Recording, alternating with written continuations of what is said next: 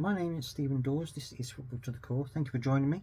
And today I'm going to be talking about the games that happened over Saturday and today on Sunday.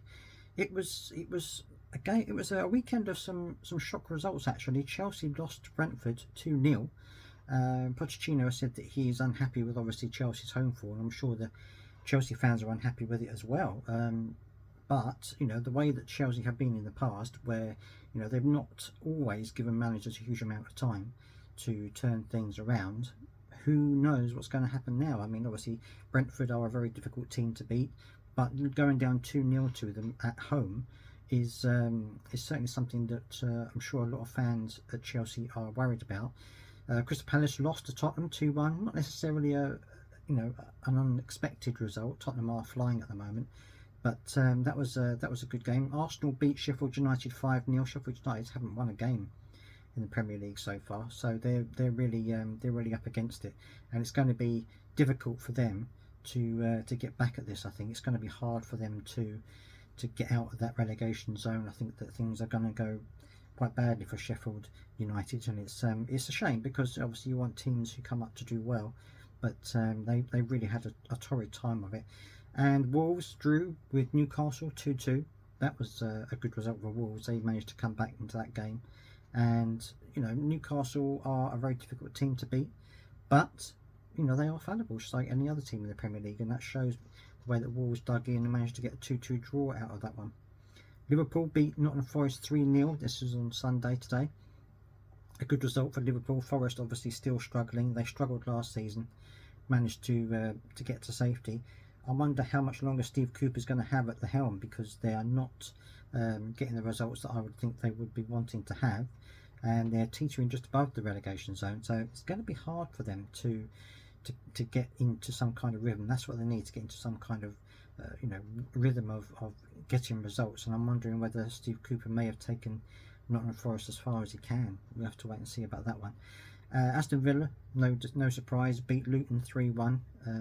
Luton were able to get a goal out of the game, which is great for them.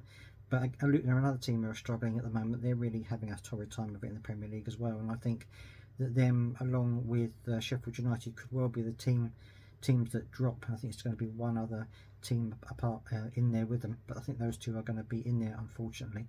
The big shock for me, well, not necessarily a big shock, I guess if you're a Man City fan it's not a shock, it's probably something you were expecting to happen.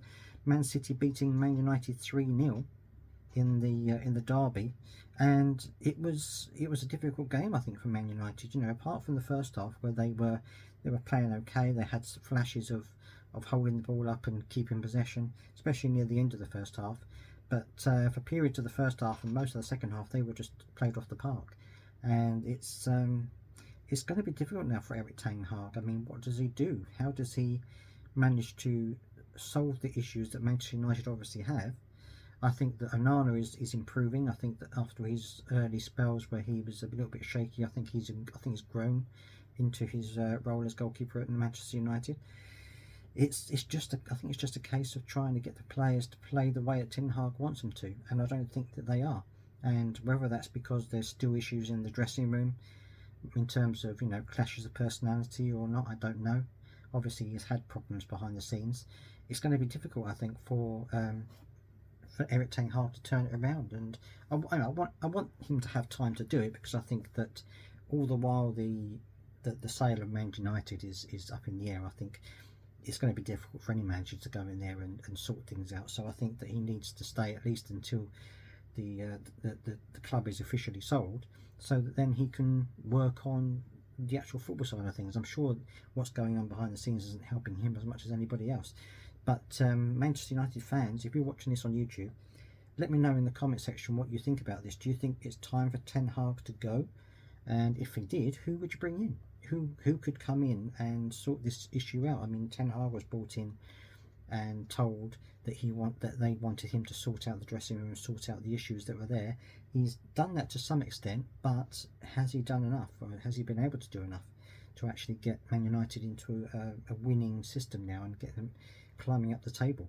I'm not entirely sure that he has sorted it all out yet, and that's a big problem. I think he's still got players at the club who are calling the shots, or are making things difficult for him. But that's just my opinion. Let me know what you think, Man United fans, about that, and also let me know, fans of all the teams that played this weekend. Let me know what your results were and how you felt about your games, and I'll be back again tomorrow with more football news. So don't forget to subscribe if you're on YouTube, and follow along and listen wherever you can if you're listening on a podcast.